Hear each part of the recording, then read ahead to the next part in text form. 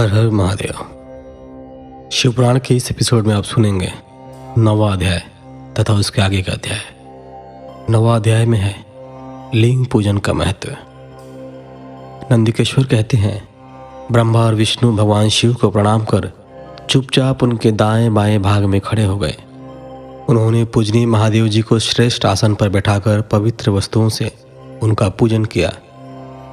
दीर्घकाल तक स्थिर रहने वाली वस्तुओं को पुष्प वस्तु तथा अल्पकाल तक टिकने वाली वस्तुओं को प्राकृत वस्तु कहते हैं। हार, नुपुर, केयूर, किरीट, मणिमय कुंडल, यज्ञोपवीत, उत्तरीय वस्त्र, पुष्पमाला, रेशमी वस्त्र, हार, मुद्रिका, पुष्प, तांबुल, कपूर, चंदन एवं अगरू का अनुलेप, धूप, दीप, श्वेत छत्र, व्यंजन, ध्वजा, चंवर तथा अनेक दिव्य उपहारों द्वारा जिनका वैभव वाणी और मन की पहुंच से परे था, जो केवल परमात्मा के योग्य थे, उनसे ब्रह्मा और विष्णु ने अपने स्वामी महेश्वर का पूजन किया। इससे प्रसन्न होकर भगवान शिव ने दोनों देवताओं से मुस्कुराकर कहा, पुत्रों, आज तुम्हारे द्वारा की गई पूजा से मैं बहुत प्रसन्न हूँ। इसी कारण यह दिन परम पवित्र और महान होगा। यह तिथि शिवरात्रि के नाम से प्रसिद्ध होगी और मुझे परम प्रिय होगी। इस दिन जो मनुष्य मेरे लिंग अर्थात निराकार रूप की या मेरी मूर्ति अर्थात साकार रूप की दिन रात निराहार रहकर अपनी शक्ति के अनुसार निश्चल भाव से यथोचित पूजा करेंगे, वह मेरा परम प्रिय भक्त होगा। पूरे वर्ष भर निरंतर मेरी पूजा करने पर जो फल मिलता है, वह फल शिवरात्रि को मेरा पूजन करके मनुष्य तत्काल प्राप्त कर लेता है। जैसे पूर्ण चंद्रमा का उदय समुद्र की वृद्धि का अवसर है, उसी प्रकार शिवरात्रि की तिथि मेरे धर्म की वृद्धि का समय है। इस तिथि को मेरी स्थापना का मंगलमय उत्सव होना चाहिए। मैं मार्गशीर्ष मास में आद्रा नक्षत्र से युक्त पूर्णमासी या प्रतिपदा को ज्योतिर्मय स्तंभ के रूप में प्रकट हुआ था। इस दिन जो भी मनुष्य पार्वती सहित मेरा दर्शन करता है अथवा मेरी मूर्ति या लिंग की झांकी निकालता है, वह मेरे लिए कार्तिकेय से भी अधिक प्रिय है। इस शुभ दिन मेरे दर्शन मात्र से पूरा फल प्राप्त होता है। यदि दर्शन के साथ मेरा पूजन भी किया जाए तो इतना अधिक फल प्राप्त होता है कि वाणी द्वारा उसका वर्णन नहीं किया जा सकता। लिंग रूप में प्रकट होकर मैं बहुत बड़ा हो गया था, अतः लिंग के कारण यह भूतल लिंग स्थान के नाम से प्रसिद्ध हुआ। जगत के लोग इसका दर्शन और पूजन कर सकें, इसके लिए यह अनादि और अनंत ज्योति स्तंभ अथवा ज्योतिर्मय लिंग अत्यंत छोटा हो गया।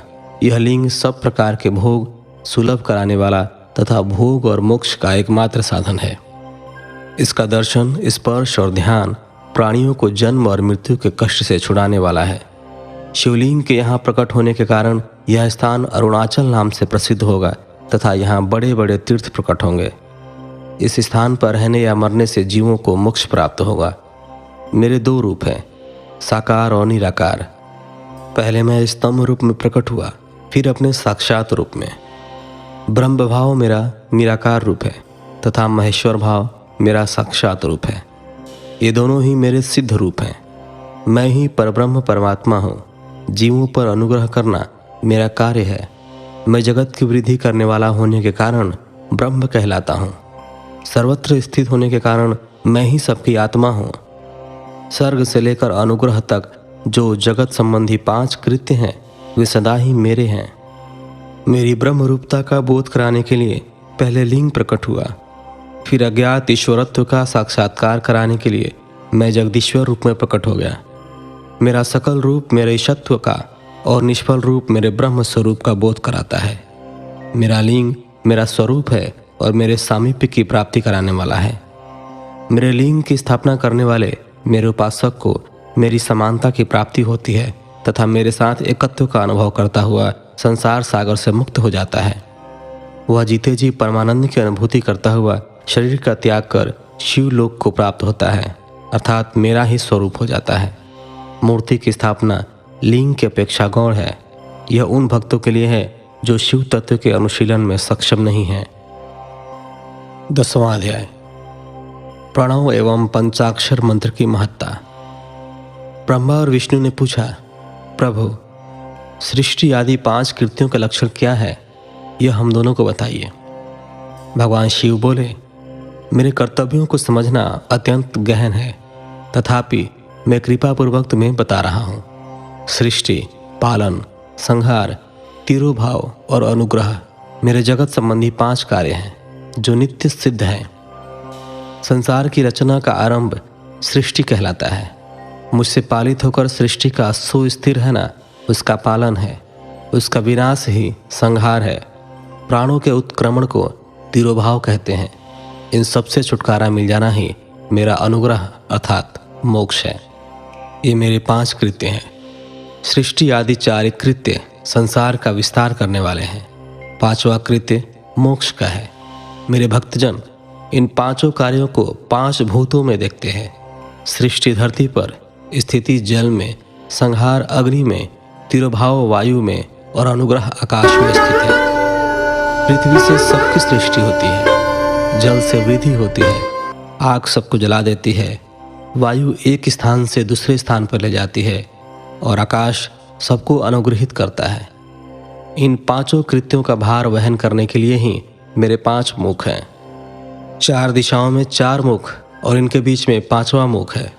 पुत्रों, तुम दोनों ने मुझे तपस्या से प्रसन्न कर सृष्टि और पालन 2 कार्य प्राप्त किए हैं। इसी प्रकार मेरी विभूति स्वरूप रुद्र और महेश्वर ने संहार और तिरोभाव कार्य मुझसे प्राप्त किए हैं, परंतु मोक्ष मैं स्वयं प्रदान करता हूँ। मैंने पूर्व काल में अपने स्वरूपभूत मंत्र का उपदेश किया है जो ओमकार रूप में प्रसिद्ध है। यह मंगलकारी मंत्र है। सर्वप्रथम मेरे मुख से ओमकार प्रकट हुआ जो मेरे स्वरूप का बोध कराता है। इसका स्मरण निरंतर करने से मेरा ही सदा स्मरण होता है। मेरे उत्तरवर्ती मुख से अकार का, पश्चिम मुख से उकार का, दक्षिण मुख से मकार का, पूर्ववर्ती मुख से बिंदु का तथा मध्यवर्ती मुख से नाद का प्रकटीकरण हुआ है। इस प्रकार इन 5 अवयवों से ओमकार का विस्तार हुआ है। इन 5 अवयवों के एकाकरण होने पर प्रणव ओम नामक अक्षर उत्पन्न हुआ। जगत में उत्पन्न सभी स्त्री पुरुष इस प्रणव मंत्र में व्याप्त हैं। यह मंत्र शिव शक्ति दोनों का बोधक है। इसी से पंचाक्षर मंत्र ओम नमः शिवाय की उत्पत्ति हुई है। यह मेरे साकार रूप का बोधक है। इस पंचाक्षर मंत्र से मातृका वर्ण प्रकट हुए हैं जो 5 भेद वाले हैं। इसी से शिरो मंत्र सहित त्रिपदा गायत्री का प्रकट्य हुआ है। इस गायत्री से संपूर्ण वेद प्रकट हुए हैं और उन वेदों से करोड़ों मंत्र निकले हैं। उन मंत्रों से विभिन्न कार्यों की सिद्धि होती है। इस पंचाक्षर प्रणव मंत्र से सभी मनोरथ पूर्ण होते हैं। इस मंत्र से भोग और मोक्ष दोनों प्राप्त होते हैं। नंदिकेश्वर कहते हैं, जगदम्बा उमा गौरी पार्वती के साथ बैठे महादेव ने उत्तरवर्ती मुख बैठे ब्रह्मा और विष्णु को पर्दा करने वाले वस्त्र से आच्छादित कर उनके मस्तक पर अपना हाथ रखकर धीरे धीरे उच्चारण कर उन्हें उत्तम मंत्र का उपदेश दिया। 3 बार मंत्र का उच्चारण करके भगवान शिव ने उन्हें शिष्यों के रूप में दीक्षा दी। गुरु दक्षिणा के रूप में दोनों ने अपने आप को समर्पित करते हुए दोनों हाथ जोड़कर उनके समीप खड़े हो जगत गुरु भगवान शिव की इस प्रकार स्तुति करने लगे। ब्रह्मा विष्णु बोले, प्रभु, आपके साकार और निराकार 2 रूप हैं। आप तेज से प्रकाशित हैं। आप सबके स्वामी हैं। आप सर्वात्मा को नमस्कार है। आप प्रणव मंत्र के बताने वाले हैं तथा आप ही प्रणव लिंग वाले हैं। सृष्टि, पालन, संहार, तिरोभाव और अनुग्रह आदि आपके ही कार्य हैं। आपके 5 मुख हैं। आप ही परमेश्वर हैं। आप सबकी आत्मा हैं, ब्रह्म हैं। आपके गुण और शक्तियाँ अनंत हैं। हम आपको नमस्कार करते हैं। इन पंक्तियों से स्तुति करते हुए गुरु महेश्वर को प्रसन्न कर ब्रह्मा और विष्णु ने उनके चरणों में प्रणाम किया। महेश्वर बोले, आद्रा नक्षत्र में चतुर्दशी को यदि इस प्रणव मंत्र का जप किया जाए तो यह अक्षय फल देने वाला है। सूर्य की संक्रांति में महा आद्रा नक्षत्र में 1 बार किया गया प्रणव जप करोड़ों गुना जप का फल देता है। मृगशिरा नक्षत्र का अंतिम भाग तथा पुनर्वसु का शुरू का भाग पूजा, होम और तर्पण के लिए सदा आद्रा के ही समान है। मेरे लिंग का दर्शन प्रातः काल अर्थात मध्याह्न से पूर्व काल में करना चाहिए। मेरे दर्शन पूजन के लिए चतुर्दशी तिथि उत्तम है। पूजा करने वालों के लिए मेरी मूर्ति और लिंग दोनों समान है। फिर भी मूर्ति की अपेक्षा लिंग का स्थान ऊंचा है। इसलिए मनुष्यों को शिवलिंग का ही पूजन करना चाहिए। लिंग का ओम मंत्र से और मूर्ति का पंचाक्षर मंत्र से पूजन करना चाहिए। शिवलिंग की स्वयं स्थापना करके या दूसरों से स्थापना करवाकर उत्तम द्रव्यों से पूजा करने से मेरा पद सुलभ होता है। इस प्रकार दोनों शिष्यों को उपदेश देकर भगवान शिव अंतर्धान हो गए। 11वां अध्याय, शिवलिंग की स्थापना और पूजन विधि का वर्णन। ऋषियों ने पूछा, सूत जी, शिवलिंग की स्थापना कैसे करनी चाहिए तथा उसकी पूजा कैसे, किस काल में तथा किस द्रव्य द्वारा करनी चाहिए? सूत जी ने कहा, महर्षियों, मैं तुम लोगों के लिए इस विषय का वर्णन करता हूँ, इसे ध्यान से सुनो और समझो। अनुकूल एवं शुभ समय में किसी पवित्र तीर्थ में, नदी के तट पर, ऐसी जगह पर शिवलिंग की स्थापना करनी चाहिए जहाँ रोज पूजन कर सकें। पार्थिव द्रव्य से, जलमय द्रव्य से अथवा तेजस द्रव्य से पूजन करने से उपासक को पूजन का पूरा फल प्राप्त होता है। शुभ लक्षणों में पूजा करने पर यह तुरंत फल देने वाला है। चल प्रतिष्ठा के लिए छोटा शिवलिंग श्रेष्ठ माना जाता है। अचल प्रतिष्ठा हेतु बड़ा शिवलिंग अच्छा रहता है। शिवलिंग की पीठ सहित स्थापना करनी चाहिए। शिवलिंग की पीठ गोल, चौकोर, त्रिकोण अथवा खाट के पाए की भांति ऊपर नीचे मोटा और बीच में पतला होना चाहिए। ऐसा लिंग पीठ महान फल देने वाला होता है। पहले मिट्टी अथवा लोहे से शिवलिंग का निर्माण करना चाहिए।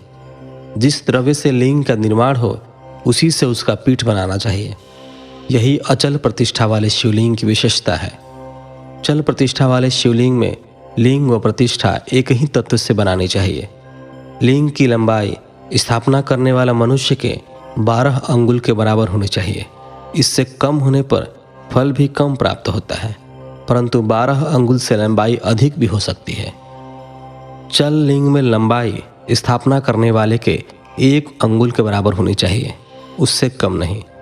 यजमान को चाहिए कि पहले वह शिल्प शास्त्र के अनुसार देवालय बनवाए तथा उसमें सभी देवगणों की मूर्ति स्थापित करे। देवालय का गर्भगृह सुंदर, सुदृढ़ और स्वच्छ होना चाहिए। उसमें पूर्व और पश्चिम में 2 मुख्य द्वार हों। जहाँ शिवलिंग की स्थापना करनी हो उस स्थान के गर्त में नीलम, लाल वैदूर्य, श्याम, मरकत, मोती, मूंगा, गोमेद और हीरा, इन 9 रत्नों को वैदिक मंत्रों के साथ छोड़ें। 5 वैदिक मंत्रों द्वारा 5 स्थानों से पूजन करके अग्नि में आहुति दें और परिवार सहित मेरी पूजा करके आचार्य को धन से तथा भाई बंधुओं को मनचाही वस्तु से संतुष्ट करें। याचकों को सुवर्ण, गृह एवं भू संपत्ति तथा गाय आदि प्रदान करें।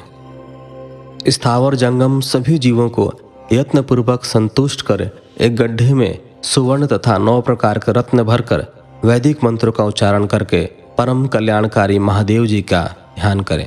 तत्पश्चात नाद घोष से युक्त महामंत्र ओमकार का उच्चारण करके गड्ढे में पीठ युक्त शिवलिंग की स्थापना करें। वहाँ परम सुंदर मूर्ति की भी स्थापना करनी चाहिए तथा भूमि संस्कार की विधि जिस प्रकार शिवलिंग के लिए की गई है उसी प्रकार मूर्ति की प्रतिष्ठा भी करनी चाहिए। मूर्ति की स्थापना अर्थात प्रतिष्ठा पंचाक्षर मंत्र से करनी चाहिए। मूर्ति को बाहर से भी लिया जा सकता है, परंतु वह साधु पुरुषों द्वारा पूजित हो। इस प्रकार शिवलिंग व मूर्ति द्वारा की गई महादेव जी की पूजा शिव पद प्रदान करने वाली है। स्थावर और जंगम से लिंग भी 2 तरह का हो गया है। वृक्ष लता आदि को स्थावर लिंग कहते हैं और कृमि कीट आदि को जंगम लिंग। स्थावर लिंग को सींचना चाहिए तथा जंगम लिंग को आहार एवं जल देकर तृप्त करना चाहिए। यूं चराचर जीवों को भगवान शंकर का प्रतीक मानकर उनका पूजन करना चाहिए। इस तरह महालिंग की स्थापना करके विविध उपचारों द्वारा उसका रोज पूजन करें तथा देवालय के पास ध्वजारोहण करें। शिवलिंग साक्षात शिव का पद प्रदान करने वाला है। आवाहन, आसन, अर्घ्य, पाद्य, पाद्यांग, आचमन, स्नान, वस्त्र, यज्ञोपवीत, गंध, पुष्प, धूप, दीप, नैवेद्य, तांबुल, समर्पण, निराजन, नमस्कार और विसर्जन, ये 16 उपचार हैं। इनके द्वारा पूजन करें। इस तरह किया गया भगवान शिव का पूजन शिव पद की प्राप्ति कराने वाला है। सभी शिवलिंगों की स्थापना के उपरांत चाहे वे मनुष्य द्वारा स्थापित, ऋषियों या देवताओं द्वारा अथवा अपने आप प्रकट हुए हों, सभी का उपयुक्त विधि से पूजन करना चाहिए, तभी फल प्राप्त होता है। उसकी परिक्रमा और नमस्कार करने से शिवपद की प्राप्ति होती है। शिवलिंग का नियम पूर्वक दर्शन भी कल्याणकारी होता है। मिट्टी, आटा, गाय के गोबर, फूल, कनेर पुष्प, फल, गुड़, मक्खन, भस्म अथवा अन्न से शिवलिंग बनाकर प्रतिदिन पूजन करें तथा प्रतिदिन 10,000 प्रणव मंत्रों का जाप करें अथवा दोनों संध्याओं के समय 1 सहस्त्र प्रणव मंत्रों का जाप करें। इससे भी शिवपद की प्राप्ति होती है। जप काल में प्रणव मंत्र का उच्चारण मन की शुद्धि करता है। नाद और बिंदु से युक्त ओमकार को कुछ विद्वान समान प्रणव कहते हैं। प्रतिदिन 10,000 पंचाक्षर मंत्र का जाप अथवा दोनों संध्याओं को 1 सहस्त्र मंत्र का जाप शिवपद की प्राप्ति कराने वाला है। सभी ब्राह्मणों के लिए प्रणव से युक्त पंचाक्षर मंत्र अति फलदायक है।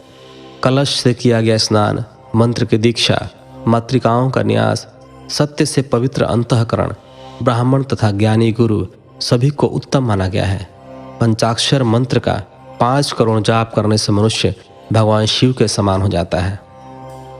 1, 2, 3 अथवा 4 करोड़ जाप करके मनुष्य क्रमशः ब्रह्मा, विष्णु, रुद्र तथा महेश्वर का पद प्राप्त कर लेता है। यदि 1000 दिनों तक प्रतिदिन 1 सहस्त्र जाप पंचाक्षर मंत्रों का किया जाए और प्रतिदिन ब्राह्मण को भोजन कराया जाए तो इससे अभिष्ट कार्य की सिद्धि होती है। ब्राह्मण को प्रतिदिन प्रातःकाल 1008 बार गायत्री मंत्र का जाप करना चाहिए, क्योंकि गायत्री मंत्र शिवपद की प्राप्ति कराता है। वेद मंत्रों और वैदिक सूक्तियों का भी नियम से जाप करें। अन्य मंत्रों से जितने अक्षर हैं उनके उतने लाख जाप करें। इस प्रकार यथाशक्ति जाप करने वाला मनुष्य मोक्ष प्राप्त करता है। अपनी पसंद से कोई एक मंत्र अपनाकर प्रतिदिन उसका जाप करें अथवा ओम का नित्य 1 सहस्त्र जाप करें।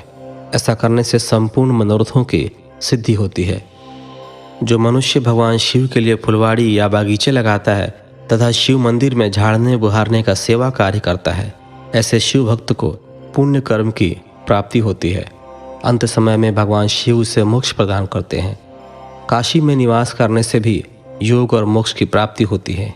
इसलिए आमरण भगवान शिव के क्षेत्र में निवास करना चाहिए।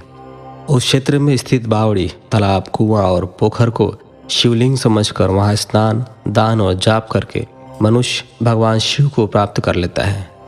जो मनुष्य शिव के क्षेत्र में अपने किसी मृत संबंधी का दाह, दशा, मासिक श्राद्ध अथवा वार्षिक श्राद्ध करता है अथवा अपने पितरों को पिंड देता है, वह तत्काल सभी पापों से मुक्त हो जाता है और अंत में शिव पद प्राप्त करता है। लोक में अपने वर्ण के अनुसार आचरण करने व सदाचार का पालन करने से शिव पद की प्राप्ति होती है। निष्काम भाव से किया गया कार्य अभिष्ट फल देने वाला एवं शिव पद प्रदान करने वाला होता है। दिन के प्रातः, मध्याह्न और सायं 3 विभाग होते हैं। इनमें सभी को एक एक प्रकार के कर्म का प्रतिपादन करना चाहिए। प्रातःकाल रोजाना दैनिक शास्त्र कर्म, मध्याह्न सकाम कर्म तथा सायंकाल शांति कर्म के लिए पूजन करना चाहिए। इसी प्रकार रात्रि में 4 प्रहर होते हैं। उनमें से बीच के 2 प्रहर निशीथ काल कहलाते हैं। इसी काल में पूजा करनी चाहिए, क्योंकि यह पूजा अभिष्ट फल देने वाली है। कलयुग में कर्म द्वारा ही फल की सिद्धि होगी। इस प्रकार विधि पूर्वक और समयानुसार भगवान शिव का पूजन करने वाले मनुष्य को अपने कर्मों का पूरा फल मिलता है। ऋषियों ने कहा, सूत जी, ऐसे पुण्य क्षेत्र कौन कौन से हैं जिनका आश्रय लेकर सभी स्त्री पुरुष शिव पद को प्राप्त कर लें? कृपा कर हमें बताइए। हर हर महादेव। शिवपुराण विदेश्वर संहिता का 12वां अध्याय, मोक्षदायक पुण्य क्षेत्रों का वर्णन। सूत जी बोले, हे विद्वान और बुद्धिमान महर्षियों, मैं मोक्ष देने वाले शिव क्षेत्रों का वर्णन कर रहा हूँ। पर्वत, वन और काननों सहित इस पृथ्वी का विस्तार 50 करोड़ योजन है। भगवान शिव की इच्छा से पृथ्वी ने सभी को धारण किया है। भगवान शिव ने भूतल पर विभिन्न स्थानों पर वहाँ के प्राणियों को मोक्ष देने के लिए शिव क्षेत्र का निर्माण किया है। कुछ क्षेत्रों को देवताओं और ऋषियों ने अपना निवास स्थान बनाया है, इसलिए उसमें तीर्थत्व प्रकट हो गया है। बहुत से तीर्थ ऐसे हैं जो स्वयं प्रकट हुए हैं। तीर्थ क्षेत्र में जाने पर मनुष्य को सदा स्नान, दान और जप करना चाहिए, अन्यथा मनुष्य रोग, गरीबी और मूकता आदि दोषों का भागी हो जाता है। जो मनुष्य अपने देश में मृत्यु को प्राप्त होता है वह इस पुण्य के फल से दोबारा मनुष्य योनि प्राप्त करता है, परंतु पापी मनुष्य दुर्गति को ही प्राप्त करता है। हे ब्राह्मणों, पुण्य क्षेत्र में किया गया पाप कर्म अधिक दृढ़ होता है, अतः पुण्य क्षेत्र में निवास करते समय पाप कर्म करने से बचना चाहिए। सिंधु और सतलुज नदी के तट पर बहुत से पुण्य क्षेत्र हैं। सरस्वती नदी परम पवित्र और 60 मुख वाली है, अर्थात उसकी 60 धाराएं हैं। इन धाराओं के तट पर निवास करने से परम पद की प्राप्ति होती है। हिमालय से निकली हुई पुण्य सलिला गंगा 100 मुख वाली नदी है। इसके तट पर काशी, प्रयाग आदि पुण्य क्षेत्र हैं। मकर राशि में सूर्य होने पर गंगा की तटभूमि अधिक प्रशस्त एवं पुण्यदायक हो जाती है। सोनभद्र नदी के 10 धाराएं हैं। बृहस्पति के मकर राशि में आने पर यह अत्यंत पवित्र तथा अभिष्ट फल देने वाली है। इस समय यहाँ स्नान और उपवास करने से विनायक पद की प्राप्ति होती है। पुण्य सलिला महानदी नर्मदा के 24 मुख हैं। इसमें स्नान करके तट पर निवास करने से मनुष्य को वैष्णव पद की प्राप्ति होती है। तमसा के 12 तथा रेवा के 10 मुख हैं। परम पुण्यमयी गोदावरी के 21 मुख हैं। यह ब्रह्म हत्या तथा गोवध पाप का नाश करने वाली एवं रुद्र लोक देने वाली है। कृष्णवेणी नदी समस्त पापों का नाश करने वाली है। इसके 18 मुख हैं तथा यह विष्णु लोक प्रदान करने वाली है।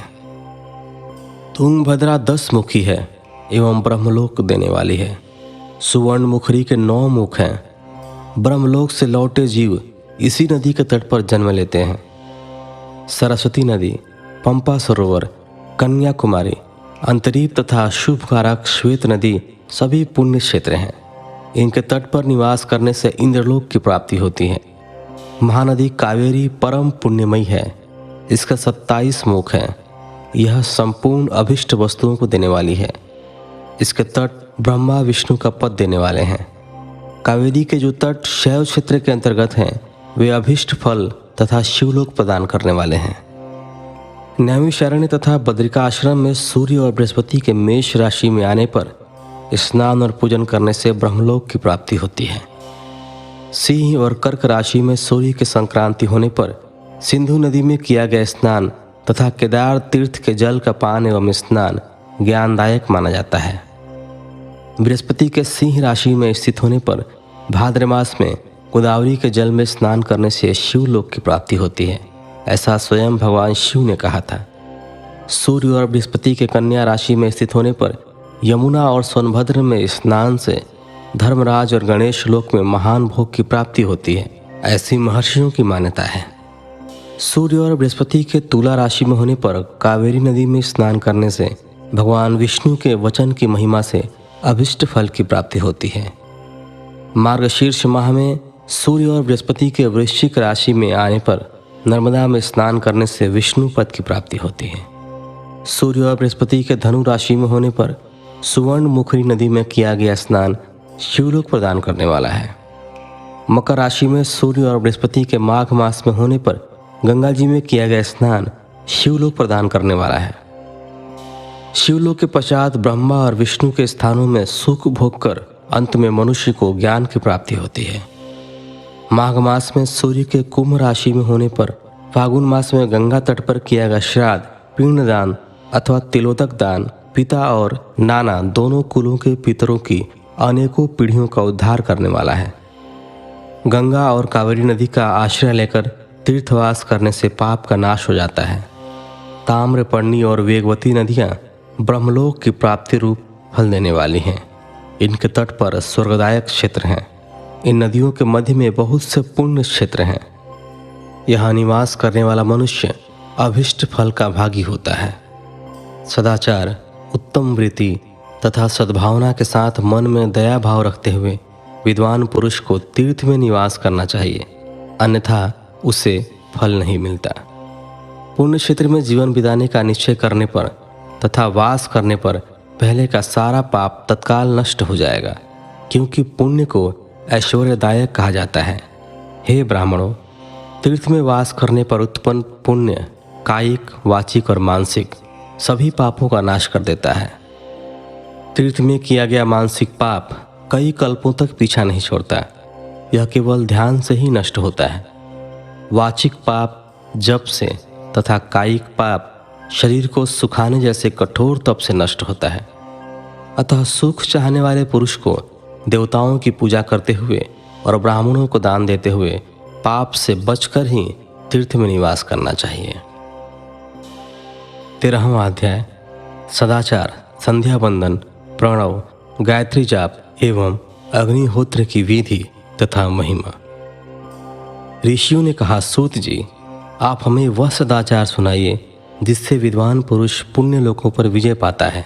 स्वर्ग प्रदान करने वाले धर्ममय तथा नरक का कष्ट देने वाले अधर्ममय आचारों का वर्णन कीजिए। सूत जी बोले, सदाचार का पालन करने वाला मनुष्य ही ब्राह्मण कहलाने का अधिकारी है। वेदों के अनुसार आचार का पालन करने वाले एवं वेद के अभ्यासी ब्राह्मण को विप्र कहते हैं। सदाचार, वेदाचार तथा विद्या गुणों से युक्त होने पर उसे द्विज कहते हैं। वेदों का कम आचार तथा कम अध्ययन करने वाले एवं राजा के पुरोहित अथवा सेवक ब्राह्मण को क्षत्रिय ब्राह्मण कहते हैं। जो ब्राह्मण कृषि या वाणिज्य कर्म करने वाला है तथा ब्राह्मणोचित आचार का भी पालन करता है, वह वैश्य ब्राह्मण है तथा स्वयं खेत जोतने वाला शूद्र ब्राह्मण कहलाता है। जो दूसरों के दोष देखने वाला तथा परद्रोही है, उसे चंडाल द्विज कहते हैं। क्षत्रियों में जो पृथ्वी का पालन करता है वह राजा है तथा अन्य मनुष्य राजत्वहीन क्षत्रिय माने जाते हैं। जो धान्य आदि वस्तुओं का क्रय विक्रय करता है वह वैश्य कहलाता है। दूसरों को वणिक कहते हैं। जो ब्राह्मणों, क्षत्रियों और वैश्यों की सेवा में लगा रहता है शूद्र कहलाता है। जो शूद्र हल जोतता है उसे वृषल समझना चाहिए। इन सभी वर्णों के मनुष्यों को चाहिए कि वे ब्रह्म मुहूर्त में उठकर पूर्व की ओर मुख करके देवताओं का, धर्म का, अर्थ का, उसकी प्राप्ति के लिए उठाए जाने वाले क्लेशों का तथा आय और व्यय का चिंतन करें। रात के अंतिम प्रहर के मध्य भाग में मनुष्य को उठकर मलमूत्र त्याग करना चाहिए। घर से बाहर शरीर को ढक कर जाकर उत्तराभिमुख होकर मलमूत्र का त्याग करें। जल, अग्नि, ब्राह्मण तथा देवताओं का स्थान बचा कर बैठें। उठने पर उस ओर न देखें। हाथ पैरों की शुद्धि करके 8 बार कुल्ला करें। किसी वृक्ष के पत्ते से दातुन करें। दातुन करते समय तर्जनी उंगली का उपयोग नहीं करें। तदंतर जल संबंधी देवताओं को नमस्कार कर मंत्र पाठ करते हुए जलाशय में स्नान करें। यदि कंठ तक या कमर तक पानी में खड़े होने की शक्ति न हो तो घुटने तक जल में खड़े होकर ऊपर जल छिड़क कर मंत्रोच्चारण करते हुए स्नान कर तर्पण करें। इसके उपरांत वस्त्र धारण कर उत्तरीय भी धारण करें। नदी अथवा तीर्थ में स्नान करने पर उतारे हुए वस्त्र वहां न धोएं। उसे किसी कुएं, बावड़ी अथवा घर ले जाकर धोएं। कपड़ों को निचोड़ने से जो जल गिरता है वह एक श्रेणी के पितरों की तृप्ति के लिए होता है। इसके बाद जाबाली उपनिषद में बताए गए मंत्र से भस्म लेकर लगाएं। इस विधि का पालन करने से पूर्व यदि भस्म गिर जाए तो गिराने वाला मनुष्य नरक में जाता है। आपोहिष्ठा मंत्र से पाप शांति के लिए सिर पर जल छिड़क कर यस्य शयाय मंत्र पढ़कर पैर पर जल छिड़कें। आपोहिष्ठा में 3 ऋचाएं हैं। पहली ऋचा का पाठ कर पैर, मस्तक और हृदय में जल छिड़कें। दूसरी ऋचा का पाठ कर मस्तक, हृदय और पैर पर जल छिड़कें तथा तीसरी ऋचा का पाठ करके हृदय, मस्तक और पैर पर जल छिड़कें। इस प्रकार के स्नान को मंत्र स्नान कहते हैं। किसी अपवित्र वस्तु से स्पर्श हो जाने पर, स्वास्थ्य ठीक न रहने पर, यात्रा में या जल उपलब्ध न होने की दशा में मंत्र स्नान करना चाहिए। प्रातःकाल की संध्योपासना में गायत्री मंत्र का जाप करके 3 बार सूर्य को अर्घ्य दें। मध्याह्न में गायत्री मंत्र का उच्चारण कर सूर्य को एक अर्घ्य देना चाहिए। सायंकाल में पश्चिम की ओर मुख करके पृथ्वी पर ही सूर्य को अर्घ्य दें। सायंकाल में सूर्यास्त से 2 घड़ी पहले की गई संध्या का कोई महत्व नहीं होता। ठीक समय पर ही संध्या करनी चाहिए। यदि संध्योपासना किए बिना एक दिन बीत जाए तो उसके प्रायश्चित हेतु अगली संध्या के समय 100 गायत्री मंत्र का जाप करें। 10 दिन छूटने पर 1 लाख तथा 1 माह छूटने पर अपना उपनयन संस्कार कराएं। अर्थ सिद्धि के लिए ईश, गौरी, कार्तिकेय, विष्णु, ब्रह्मा, चंद्रमा और यम एवं अन्य देवताओं का शुद्ध जल से तर्पण करें। तीर्थ के दक्षिण में, मंत्रालय में, देवालय में अथवा घर में आसन पर बैठकर अपनी बुद्धि को स्थिर कर देवताओं को नमस्कार कर प्रणव मंत्र का जाप करने के पश्चात गायत्री मंत्र का जाप करें। प्रणव के अ, उ और म तीनों अक्षरों में जीव और ब्रह्मा की एकता का प्रतिपादन होता है। अतः प्रणव मंत्र का जाप करते समय मन में यह भावना होनी चाहिए कि हम तीनों लोकों की सृष्टि करने वाले ब्रह्मा, पालन करने वाले विष्णु तथा संहार करने वाले रुद्र की उपासना कर रहे हैं। यह ब्रह्म स्वरूप ओमकार हमारी कर्मेंद्रियों, ज्ञानेंद्रियों, मन की वृत्तियों तथा बुद्धि वृत्तियों को सदा भोग और मोक्ष प्रदान करने वाले धर्म एवं ज्ञान की ओर प्रेरित करें। जो मनुष्य प्रणव मंत्र के अर्थ का चिंतन करते हुए इसका जाप करते हैं वे निश्चय ही ब्रह्म को प्राप्त करते हैं, तथा जो मनुष्य बिना अर्थ जाने प्रणव मंत्र का जाप करते हैं उनको ब्राह्मणत्व की पूर्ति होती है। इस हेतु श्रेष्ठ ब्राह्मण को प्रतिदिन प्रातःकाल 1 सहस्त्र गायत्री मंत्र का जाप करना चाहिए। मध्याह्न में 100 बार तथा सायं 28 बार जाप करें। अन्य वर्णों के मनुष्यों को सामर्थ्य के अनुसार जाप करना चाहिए। हमारे शरीर के भीतर मूलाधार, स्वाधिष्ठान, मणिपुर, अनाहत, आज्ञा और सहस्रार 6 चक्र हैं। इन चक्रों में क्रमशः विद्येश्वर, ब्रह्मा, विष्णु, ईश, जीवात्मा और परमेश्वर स्थित है। सद्भावना पूर्वक श्वास के साथ सोहम का जाप करें। 1,000 बार किया गया जाप ब्रह्मलोक प्रदान करने वाला है। 100 बार किए गए जाप से इंद्र पद की प्राप्ति होती है। आत्मरक्षा के लिए जो मनुष्य अल्प मात्रा में इसका जाप करता है वह ब्राह्मण कुल में जन्म लेता है। 12 लाख गायत्री का जप करने वाला मनुष्य ब्राह्मण कहा जाता है। जिस ब्राह्मण ने 1 लाख गायत्री का भी जप न किया हो उसे वैदिक कार्यों में न लगाएं। यदि एक दिन उल्लंघन हो जाए तो अगले दिन उसके बदले में उतने अधिक मंत्रों का जाप करना चाहिए। ऐसा करने से दोषों की शांति होती है। धर्म से अर्थ की प्राप्ति होती है। अर्थ से भोग सुलभ होता है। भोग से वैराग्य की संभावना होती है। धर्म पूर्वक उपार्जित धन से भोग प्राप्त होता है। उससे भोगों के प्रति आसक्ति उत्पन्न होती है। मनुष्य धर्म से धन पाता है एवं तपस्याओं से दिव्य रूप प्राप्त करता है। कामनाओं का त्याग करने से अंतःकरण की शुद्धि होती है। उस शुद्धि से ज्ञान का उदय होता है। सतयुग में तप को तथा कलयुग में दान को धर्म का अच्छा साधन माना गया है। सतयुग में ध्यान से, त्रेता में तपस्या से और द्वापर में यज्ञ करने से ज्ञान की सिद्धि होती है, परंतु कलयुग में प्रतिमा की पूजा से ज्ञान लाभ होता है। अधर्म हिंसात्मक और दुख देने वाला है। धर्म से सुख व अभ्युदय की प्राप्ति होती है। दुराचार से दुख तथा सदाचार से सुख मिलता है। अतः भोग और मोक्ष की सिद्धि के लिए धर्म का उपार्जन करना चाहिए। किसी ब्राह्मण को 100 वर्ष के जीवन निर्वाह की सामग्री देने पर ही ब्रह्मलोक की प्राप्ति होती है। 1 सहस्त्र चंद्रायण व्रत का अनुष्ठान ब्रह्मलोकदायक माना जाता है। दान देने वाला पुरुष जिस देवता को सामने रखकर दान करता है, अर्थात जिस देवता को वह दान द्वारा प्रसन्न करना चाहता है, उसी देवता का लोक उसे प्राप्त होता है। धनहीन पुरुष तपस्या कर अक्षय सुख को प्राप्त कर सकते हैं।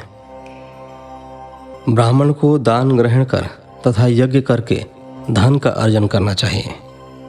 क्षत्रिय बाहुबल से तथा वैश्य कृषि एवं गो रक्षा से धन का उपार्जन करें। इस प्रकार न्याय से उपार्जित धन को दान करने से दाता को ज्ञान की सिद्धि प्राप्त होती है एवं ज्ञान से ही मोक्ष की प्राप्ति सुलभ होती है। गृहस्थ मनुष्य को धन, धान्य आदि सभी वस्तुओं का दान करना चाहिए। जिसके अन्न को खाकर मनुष्य कथा श्रवण तथा सद्कर्म का पालन करता है तो उसका आधा फल दाता को मिलता है। दान लेने वाले मनुष्य को दान में प्राप्त वस्तु का दान तथा तपस्या द्वारा पाप की शुद्धि करनी चाहिए। उसे अपने धन के 3 भाग करने चाहिए, एक धर्म के लिए, दूसरा वृद्धि के लिए एवं तीसरा उपभोग के लिए। धर्म के लिए रखे धन से नित्य नैमित्तिक और इच्छित कार्य करें। वृद्धि के लिए रखे धन से ऐसा व्यापार करें जिससे धन की प्राप्ति हो तथा उपभोग के धन से पवित्र भोग भोगें। खेती से प्राप्त धन का 10वां भाग दान कर दें, इससे पाप की शुद्धि होती है। वृद्धि के लिए किए गए व्यापार से प्राप्त धन का 6वां भाग दान देना चाहिए। विद्वान को चाहिए कि वह दूसरों के दोषों का बखान न करे। ब्राह्मण भी दोषवश दूसरों के सुने या देखे हुए छिद्र को कभी प्रकट न करें।